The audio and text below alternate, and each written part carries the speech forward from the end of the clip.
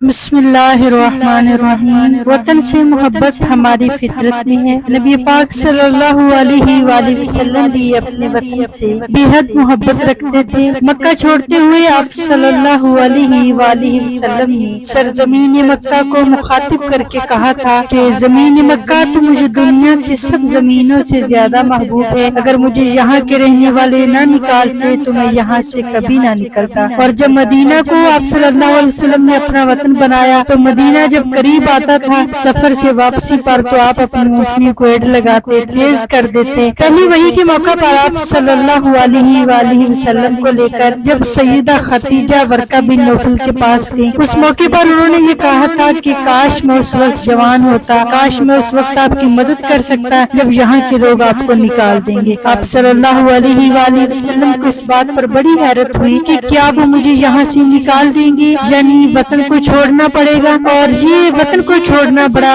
تکلیف دہ امر ہے۔ پاکستان ہمارا وطن ہے اور ہم سب پاکستان سے محبت کرتے ہیں۔ پاکستان نام سے ہی ظاہر ہے کہ پاک لوگوں کے رہنے کی جگہ۔ جب پاکستان بنا تھا اس وقت ایک ہی نعرہ جو لگایا گیا یہ سب کے جذبات کی ترجمانی بھی تھی اور یہی پاکستان کے بننے کا مقصد بھی تھا۔ پاکستان کا مطلب کیا؟ لا الہ الا اللہ۔ تو یہ پاکستان لا الہ الا اللہ کے نام پر بنا۔ پاکستان میں پاک لوگوں کے رہنے کی جگہ ہے۔ آج لا الہ الا اللہ کے بجائے کتنے ہی لوگ ہیں جو اپنے فیصلے، اپنے قوانین، اپنی من پسند چیزیں لے کر اٹھتے ہیں اور کیسے پورا نظام زندگی کو درم برم کرنے کی یہ کوشش ہے۔ سادہ سی بات ہے، گھر کو توڑنے کے لیے کتنی بڑی سازشیں، کتنی بڑی کوششیں ہیں۔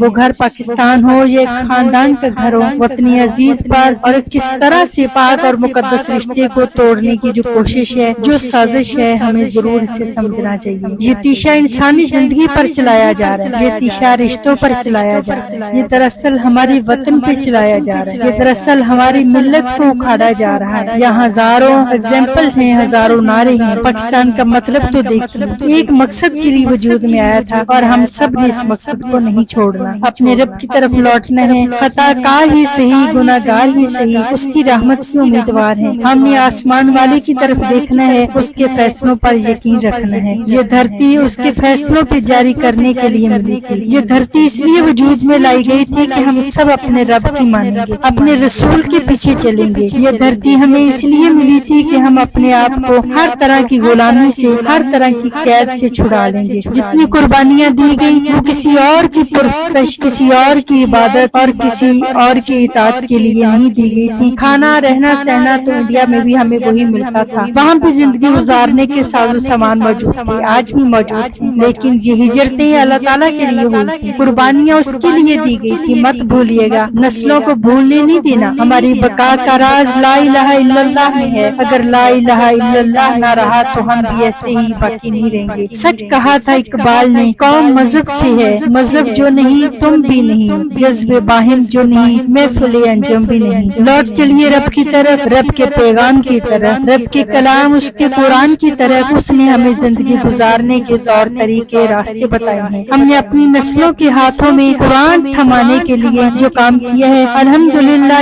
رب العالمین، اب اس کو بنات الحسنہ کے ذریعے عملی حقیقت بنانا ہے۔ اللہ تعالیٰ کے فضل و کرم سے آپ اپنی نسلوں سے اپنے رب کے کلام کو دور نہیں ہونے دیں گے۔ ہم نے اپنی نسلوں کو زندگی کا مقصد سمجھانا ہے۔ انشاءاللہ اللہ تعالیٰ کے فضل و کرم سے جب یہ نئی نسل اٹھے گی جن کے ہاتھوں میں، جن کے دلوں میں اور جن کی زندگیوں میں، جن کے عملوں میں قرآن ہوگا تو انشاءاللہ نیا پاکستان ہوگا۔ اللہ کرے ایسا ہو جائے اور رب العالمین ایسا کر دے۔ بہت شکریہ، اللہ حافظ۔